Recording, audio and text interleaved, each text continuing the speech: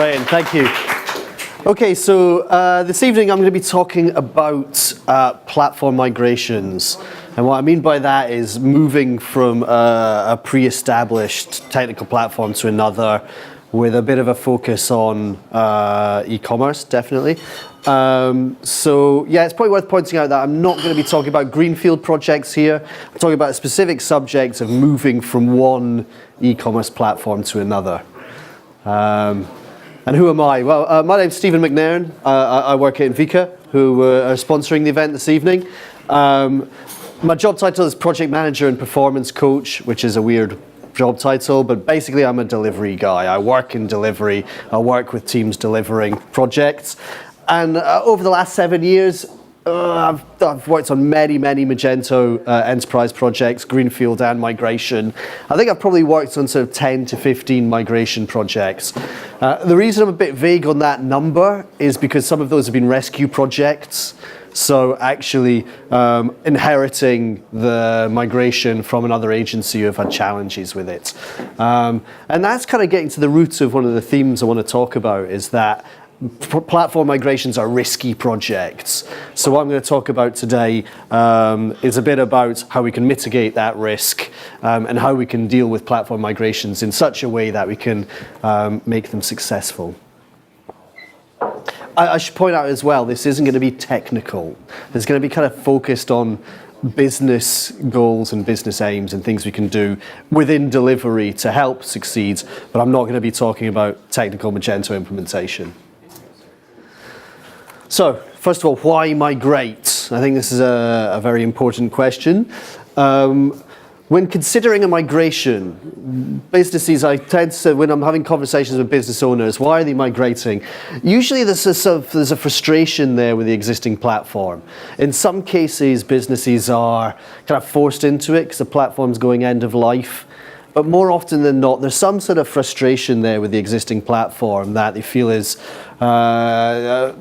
sort of restricting the business in a way, so they can't innovate or they can't grab market share, or their competitors are getting ahead of them. So there's a restriction in some way that's stopping them from moving forward. So that's why you're considering a migration. So it's about trying to work out whether you can get more return on investment in your platform. And really the core kind of emotional thing in there, I think, is frustration. People are frustrated with their existing platform and are looking for something new. However, I think they're intrinsically very risky projects. The reason for this is they kind of touch all areas of the business. I've worked with customers and clients who have had bespoke systems that have grown with their business over their first 15, 20 years of existence. And in that platform is baked in so much of the business itself. So much of the business logic is in there. So much of their processes are built in there. And when it comes to deciding to do a migration onto a new platform, be it Magento, or Magento 2 now, they need to somehow replicate all that business logic across. And that is risky. And also that means it's expensive. So before people make a judgment on whether a migration is absolutely necessary, I think the first thing we have to do is, can you make the existing platform better? So often that's a question I'll be asking early on in a migration process is, really, do you want to do it? There are all sorts of other things we can do. We can innovate on the new platform. Can we break this down in such a way that it's a series of small projects rather than a big migration project? Can you extend your current functionality in some way that's going to give you a competitive edge? And really, you have to think very seriously about whether you're going to undertake one of these types of projects, because they're challenging. And we're not talking about upgrades here. We're talking about a move from one system to the other. So if you can't do these things, or you're really certain you need to migrate, what you then need to do is think about risk mitigation. And what my talk about this evening is really focused on how you mitigate that risk from moving from one platform to the other. I think one of the things I find interesting about having done a lot of these projects over the last few years is often it's very difficult for the business to predict the real return on investments. There's a kind of, there can be quite a lot of capital expenditure here in, we're going to invest six-figure numbers into a project, up, even more. And actually really pinning down what that return is going to be on that could be a challenge. So to begin to mitigate that risk, if you can't get a specific return on investment, what you need to be looking at is what are your business goals? What is the real, what do you want to get out of this migration? Is it going to be reduction of costs from business process? Is it going to be a reduction of cost in maintenance? Are you going to be able to capture another market sector? Are you going to get ahead of this competitor? These are the kind of questions I want to hear answers to when I'm talking to the customers about a migration. And from that, we can define a bunch of real clear business goals. When we've got clear business goals, we can then really use those goals to prioritize work and to prioritize features and to prioritize how we're going to do things inside the context of that migration. And I've put a piece on this slide here, and actually if I could pull one thing out of this whole presentation today, is that projects start to go wrong at the start. I've done a lot of delivery stuff over the years, and if you don't have those good foundations in place on day one, that's where projects start to go wrong. So we're going to look at some of the things that I think establish a good foundation for a migration project over the next 20 minutes or so. So, I don't know, are people familiar with this phrase? I've heard it a lot recently, this idea of lift and shift when you're talking about platform migrations. And for me, what this means is basically you'll speak to a client who'll say, well, we just want to lift and shift the old site. So it's easy. The scope is there. You've got the old site. It does all this stuff. Just move it to the new platform. So it's like, oh, okay, that sounds easy. And I think agencies as well fall into the trap of thinking, oh yeah, that sounds easy. We don't need to do a big scoping exercise. It's all there. I think lift and shift is a myth, and it's a trap that we should be careful we don't fall into. No migrations are easy. No moving from one technical platform to the other is easy. And any customization you do is going to be the source of a lot of the cost of your project. The cost is in that technical delivery. It's in making those changes to the new platform. And that's the expensive bit. Now, if you're doing lift and shift and you say, okay, just move exactly that site to that site, what may be really simple on the old site, even things like sorting on a category listing page, on your new platform you're moving to might be really complex. But if you've agreed to this lift and shift approach, then you could be opening yourself up to a lot of change and a lot of cost and a lot of expense. Also, if you're doing lift and shift, your mindset is still very in that of your old platform. So you're not being positioned in such a way that you're ready to start taking advantage of the benefits of your new platform. It's a shortcut to try and think you can not do enough analysis up front, but it actually leads to a lot of risk further down the line. So what are we shifting? For me, what we're looking to actually shift is the value. And I'm going to come out the closet now as I'm very steeped in agile delivery processes and lean agile processes. So, what are we shifting? For me, we need to be looking for ways to shift the value and shift the benefits of a system rather than shifting a feature set. So that means we've got to go through a process of identifying key business processes and key customer touch points and key value that's delivered by your system. And what we're looking to shift in a migration is that, not a set of features. A quick example of what I'm talking about there. I worked with a business-to-business site who, again, an example where they'd got a bespoke system. It wasn't a platform as such, and they were looking to migrate to Magento. This was Magento 1. And previously, they'd had a system that you could set any price up for any customer. So they had, it's business to business, so part of the onboarding of a customer was, here's your very specific price list. And that was something they were thinking in terms of, we want to lift and shift that. But we're using Magento 1 with 3,000 or 4,000 companies, all with their own price lists. Suddenly, you've got a very, a lot of trouble, a lot of pressure on the indexes. It's not very performant. So we had to find other solutions for it. So they did a rationalization of all the price lists down to about 20. From hundreds and hundreds of price lists down to about 20 price lists. And they were still able to deliver that value to the customer. They were still able to say to the customer, you're valued, we're onboarding you, we're giving you this special price list. So they moved the value across, but they also got the added benefit of then not having all that internal maintenance overhead over that price list. So that's just an example of where you've got to think and start identifying what the actual value is to your end users and to the business and move that to the new platform, not just a set of features. So yeah, summarize on that. For me, lift and shift, it's a myth.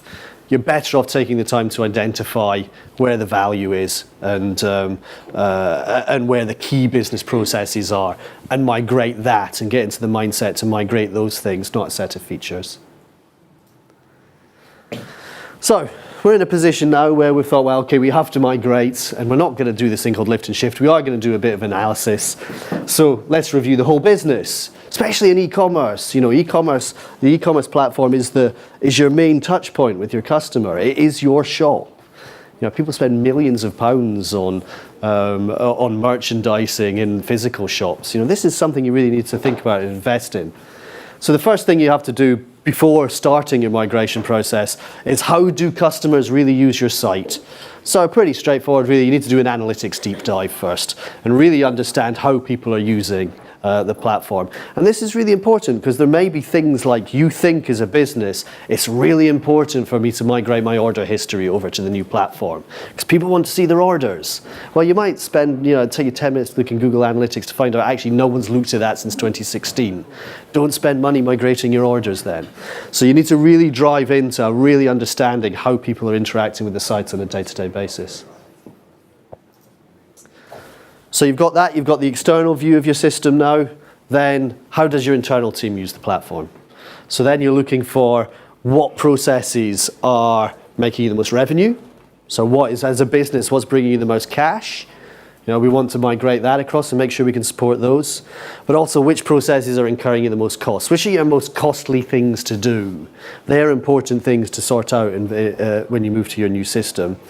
And then it's those sort of processes you need to be thinking about migrating. And actually the interesting thing is, for me, actually small changes to business process are a lot cheaper than technical delivery. So again, when people think about lift and shift, they're trying to replicate things that it actually might be cheaper for them just to make a few tweaks to how they do things internally in the business, and it's going to save them a lot of money. And when doing that analysis of how teams use the platform, I really like this idea of shadow processes, and it's a really interesting one. IT teams and e-commerce teams can sort of build these wonderful systems that they think are, are going to support how the business uses things. Stock inventory is a good example. You build nice stock inventory systems and integrations with ERP systems for stock inventory. What's actually happening is someone in purchasing has got a notepad they're writing everything down on. They're putting it into an Excel spreadsheet and they're uploading that twice a day. And the system's not being actually used. And actually users create their own systems.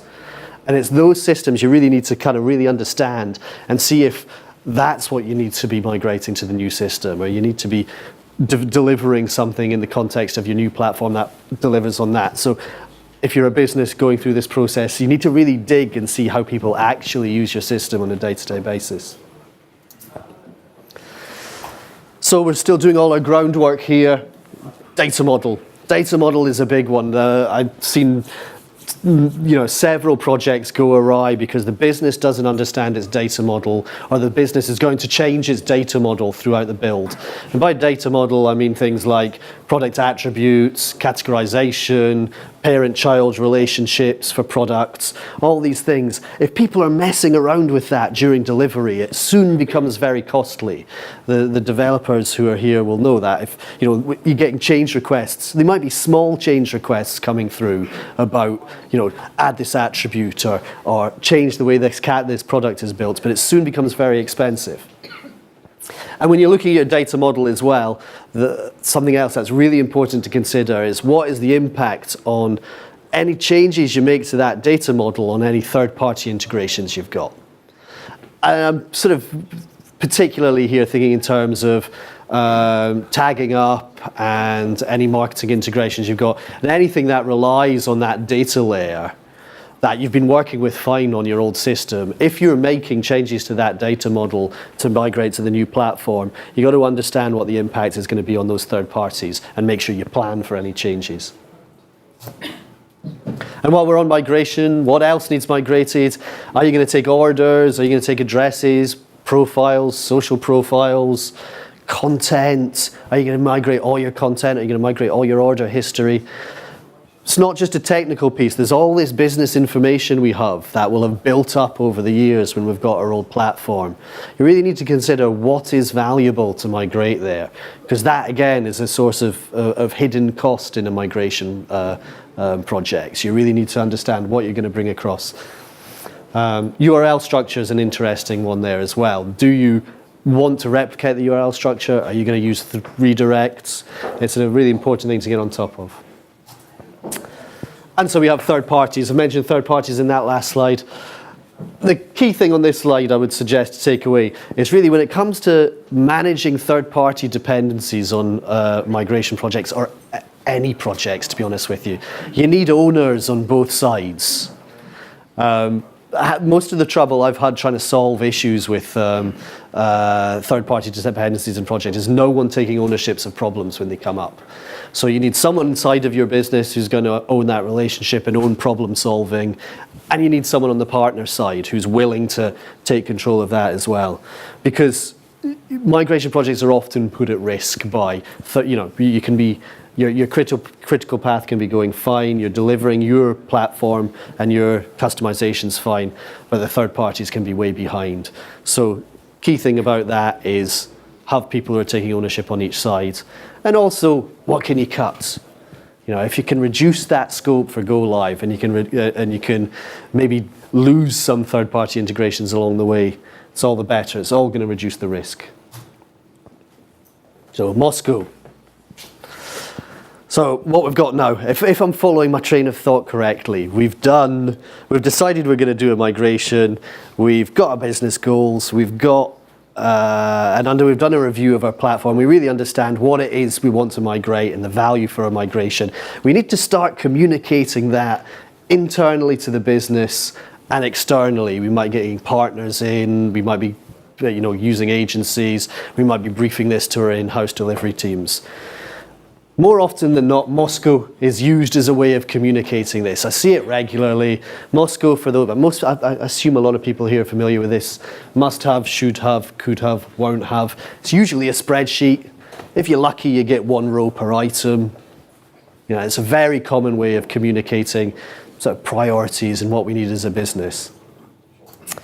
In reality, Moscow, for me, I've seen them a lot, it's must have, but we've not thought of everything we must have.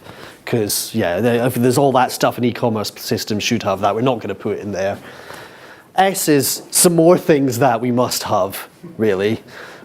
C is we can be disappointed if we don't get it, but and the W is we're using this to fill out the spreadsheet because it's an important document. And also there's the guy in accounts who wants this thing that we know we're never really going to get, but we're going to put it in there to keep him happy. For me, it's not a very effective mechanism. It is good for some things. It's good for capturing high-level needs. And it's good for introducing this idea that there's compromise in a project. But too often it's used as a replacement for the functional spec document. And it is not. It is not appropriate for that. And for me, the main reason for that is if you use the Moscow document for that kind of thing, you're going to get misalignment. And the reasons for that, I think, is in how these things are compiled. What you have is usually one person in the business, it might be an IT manager, it might be an e-commerce manager, is given the task of putting the Moscow together. And they'll go around all the other departments saying, what do you want in the new platform? And everyone in each department will go, oh, I want this thing, but let's make it really simple. So it gets in there and it gets in the must list. So it's naturally very reductive. That's why you end up having one line per spreadsheet with no detail, one row in the spreadsheet with no detail. And there's no link then to we were talking about value and moving value across. When you talk about Moscow documents of a list of features, there's no value there. It's just a list of features.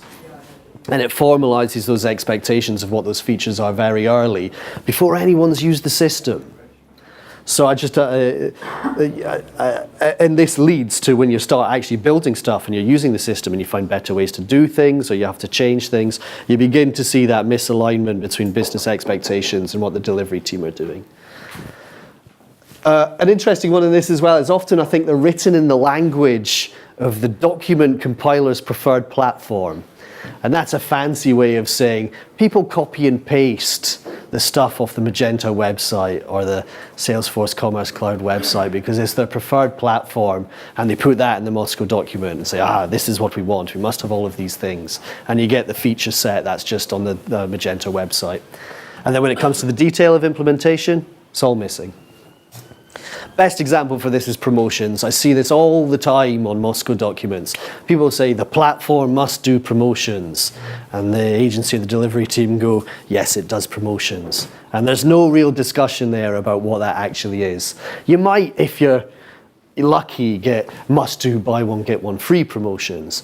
And then someone puts a tick on it for Magento. Certainly with Magento 1, buy one, get one free could only be done with with things of the same SKU. So already you're in the position where, because you're reducing the expectations to a list of features defined very simply, you're going to get misalignment during the build. And of course it should work that way. I don't know if anyone who's been involved in delivery teams gets that comment. Oh yeah, of course. It should work that way. It should work the way I expected. Because the only discussion we've had has been around the Moscow document prior to any build happening. So I'd like to suggest an alternative approach for this, which is story mapping. Again, this is based on sort of a very agile approach. I think most people in this room, are familiar with the idea of user stories, but I'll just do a quick summary for people who maybe aren't. User stories are a way of talking about requirements for a project where you're talking, in order to deliver some value, as a person who benefits from that value, I would like the system to behave in a certain way. An example. So, in an e-commerce project, in order to let a friend decide what they want to buy themselves, as a Site.com customer, I'd like to send a gift voucher to my friend. Now, the thing about writing things in this way is there's no implementation detail. That could be a gift voucher sent by email, it could be a gift voucher sent by post, it could be sent by text, it could appear in their My Account area. There's all sorts of room there to work with what delivers that value. And the value we're delivering is customers being able to let someone they know buy something without them choosing. So it's a gifting mechanism, no implementation detail. Why is that good? Because user stories are fundamentally, it's just a reminder to have a conversation at the right time. I like to think of it in just-in-time planning. A lot of this agile and lean thinking comes from Toyota Production System, which is very much focused on this idea of just-in-time production. Just-in-time, when we're talking about this kind of project, is when you've got enough knowledge to make a good decision. That's what I always think about user stories. So when you know enough about what you're building, what you're trying to do, and about the business, then we'll make a decision about how we implement that story. So taking it on a step, Jeff Patton, 2008, although I think it's been used elsewhere, but he's the person who first wrote down this idea of story mapping, which is a way of kind of extending this idea of user stories to give you a picture of your entire system, to give you a map of your entire system. So doing this prior to any migration is helpful. And what you do, I hope everyone can see this. I might vandalize the Invika thing as well, because this is a workshop activity, and because I'm into Agile, I'm into Post-its as well. What you do is you're identifying key things of value that happen in the system. So there's an example here. Customer finds a product. I've written on my Post-it here, customer discovers a product. So you start from that basis. Now, what are the ways the customer can find a product? They can find it by navigation. All right, cool. Catch a good thing. They can find it by search. There we go. Got my Post-its the wrong way around. They could find it via recommendation. And then this is a workshopping technique. So you get a team of people across the entire business working on this. So you start driving out all those ways a customer can discover a product. Under those, you start working out the specific user stories that can then give that can then deliver this, which is then delivering that value. So in the example I've got here, and I've got some post-its here. So a customer wants to discover a product. They discover it via the nav. They discover it in category listing. You might want a list view there. You might want a grid view there. You might want to sort by price. You might want to sort by bestseller. You might want to find it via landing pages. And you build this kind of map. And here you could do the same, both find by search and find by recommendation. So what you then do is you then start building that out for user journeys throughout the system. Now, it's good to take kind of a logical path through the system. So this is a bit difficult to see, but you've got customer finds product, customer builds cart, customer checks out. You could then continue it with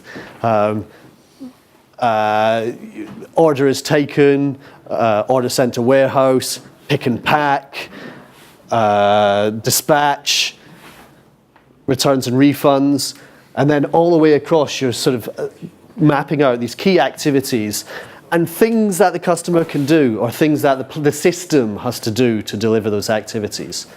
The great thing is, these then become prioritized. So you can start to say, well, these are the key things we want to deliver, and those we're not worried about. And you start getting this entire view of your system and all the things you want from it based on value rather than features. This is all about how do we tie this into what we actually want from the platform. For me, much better than Moscow. Why? Because it's collaborative. You've got a team of people from the business working together. You'd bring all departments in to do this. And then you're starting to build that shared understanding of what the system can do. But all that further detail and all that nitty-gritty, because we're being very agile about this and we're working with prioritized features, you can then start working that out inside of delivery. So when it is just in time, when it is the right time to make those decisions about those features, that's when we dig into things like acceptance criteria. And it's great for release planning. So we talked about must have, should have, could have, won't have in the terms of Moscow. This is much more effective for me because you're not saying you won't have things or you shouldn't have things. You're talking about release planning. So you can say, this part of my map I'm going to deliver for release 1. This part of the map will release later, and you can start moving. And it's very dynamic as well. It doesn't have to be a static view of the project. So for me, that's a much better mechanism for a business to start understanding what they want to get out of a platform migration than any sort of single spreadsheet. It's a much more collaborative approach. So now we've got that map, and we've got our business goals, and we've done our analysis, and we're beginning to get into delivery. Now it's about mitigating risk. It's all about risk mitigation from here. So you travel that map. So this could be a physical thing. By the way, the screenshots I put up earlier on are from a tool called Stories on Board. It's great. But you could have this as a physical board if you were lucky enough all to be in the same room. Once you've got your map, you can start asking questions. So where does my new platform deliver this out the box? So you could start looking at things. Let's have some more post-it notes. Just imagine these have things on them. So we've got a bunch of stuff being delivered here. So maybe this feature is delivered completely out the box and we don't have to do anything. And verify that. So you go, okay, we've done the demo, we've seen that, we're going to accept that without any work. Great, saved yourself some money. Maybe this feature here needs some customization, but we can adapt business process and we can take it without any customization. So you're beginning to sort of take a view of the system and you can make notes on these or have it in Stories on Board or documented somewhere and agree with the delivery team. We're going to change the business process here to support this feature. Great, it's maybe a bit cheaper. And then you're into this piece about what needs customization. So if you're able to really zoom in quickly on the things that need customization or extra support on your new platform, you can then make the return on investment decision. Is it worth investing the money to do that, or are we just doing things for the sake of doing them? Which leads on to this idea of commodity features. So I think commodity features are things that platforms give you that are either things you expect to be there. In e-commerce, that might be a basket, for example, or anything that just does not give you any differentiation. So it's a store locator. Does a store locator differentiate you from your customer? In some situations it might, but I think quite rarely. So commodity features are features that don't give you a competitive advantage. So do them as cheaply as possible. When we're migrating to a different platform, which we've said is risky and is expensive, we should be looking to save money wherever we can. Do these things as cheaply as possible. Another risk mitigation technique, release light, release early. Another way of thinking agile. Often when customers get access to a new platform, it's a new toy box. There's all sorts of great new stuff we can do. But if you then spend all your budget delivering this sort of complete thing that you're not sure everyone is going to use, what's going to happen is you're going to burn all your budget. And when you burn all your budget and you go live, suddenly you get all the analytics in and the business is using the system, and there's a whole load of new things you either need or are going to give you that competitive advantage that you're learning from the data coming in.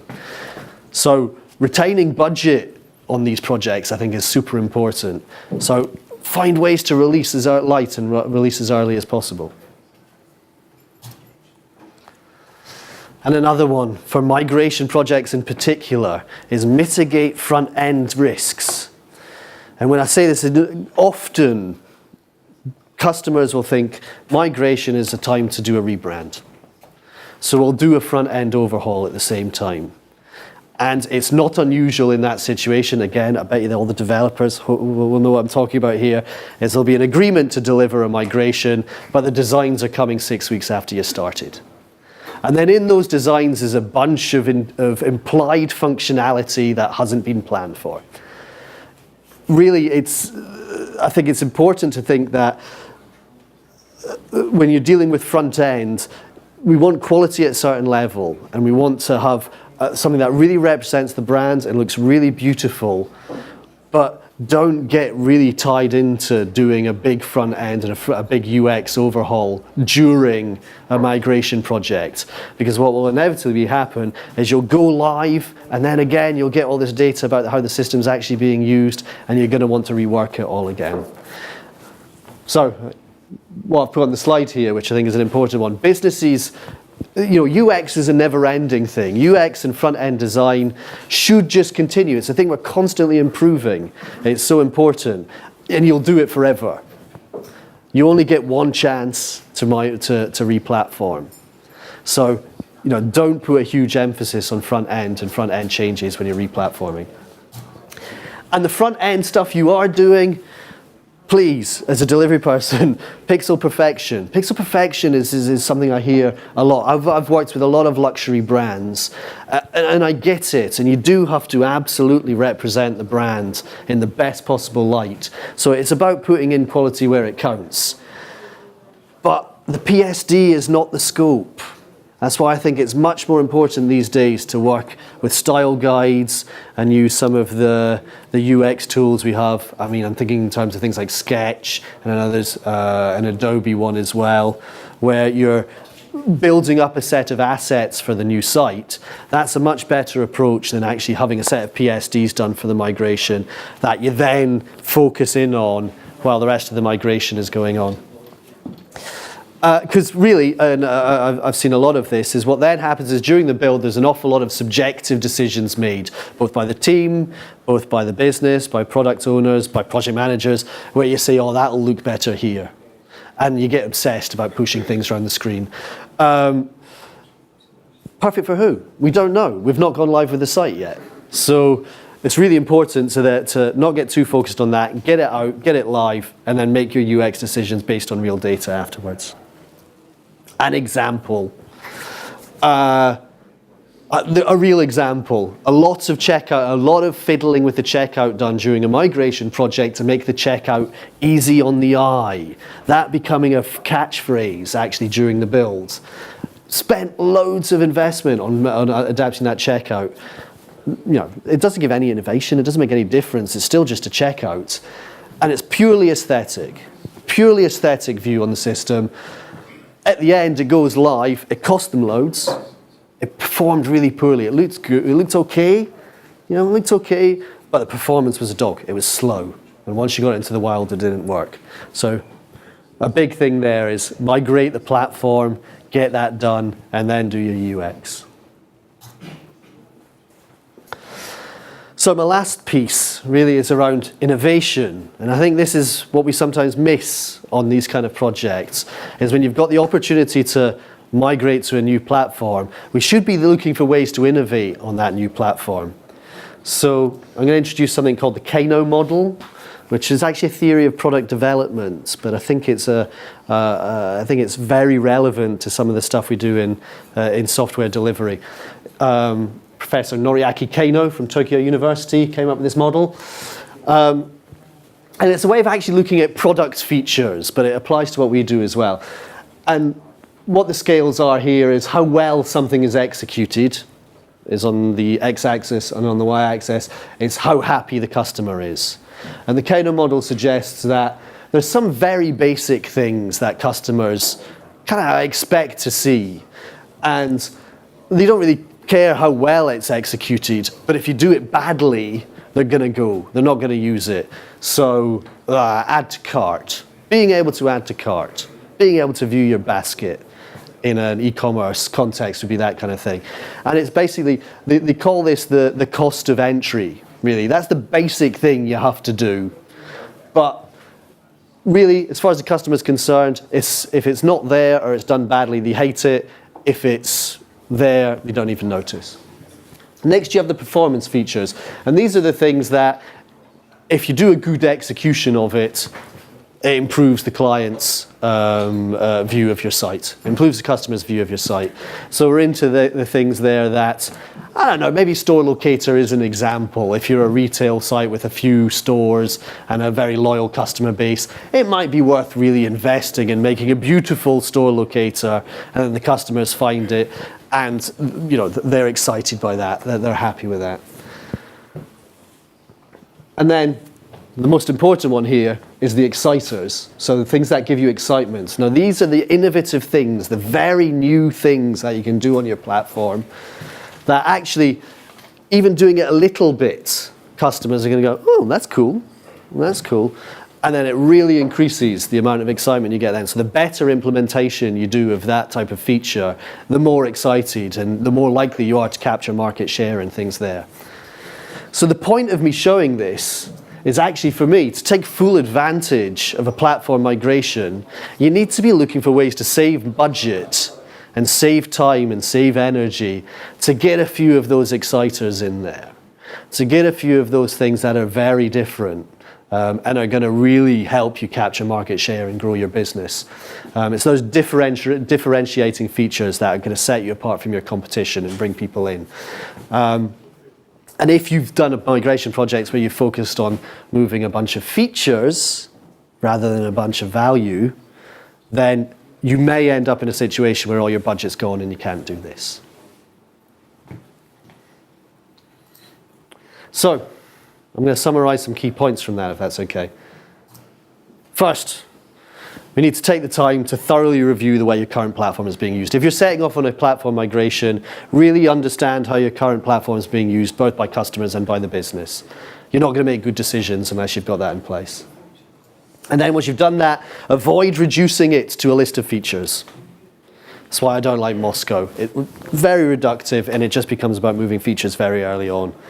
And then base your budget on the business case for it, not the feature set. If you say to your business, we're going to deliver you all these features, and you need to give me £500,000 to deliver those features, and you don't deliver all those features, you're going to have disappointed, your bosses are going to be disappointed. You're much better off thinking in terms of what are the goals, what are we trying to achieve? If you give me the budget, we're going to deliver against those goals.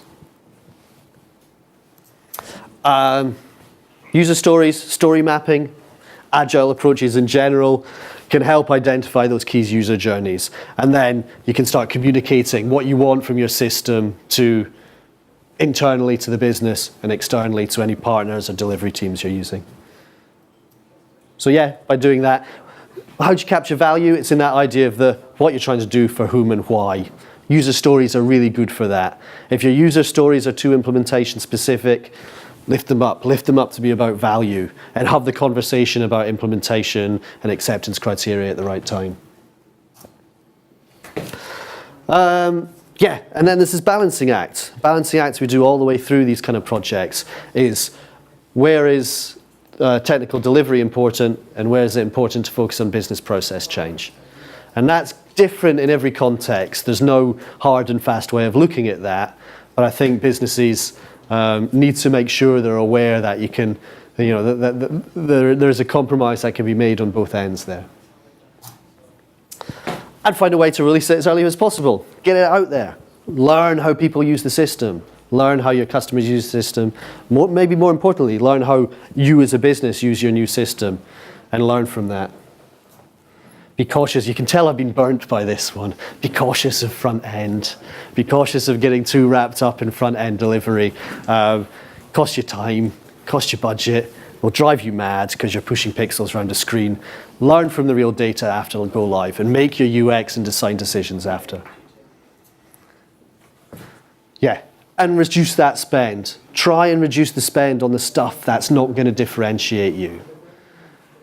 It's really important to leave that bit of budget left and leave that bit of goodwill as well. I think that's another important thing, is you want to leave goodwill with the business, with your stakeholders or with your delivery teams. Leave that goodwill there so that when when you're live and you're learning about how that platform uses, you've got some budget and you've got some energy left to then really go and innovate on the new platform.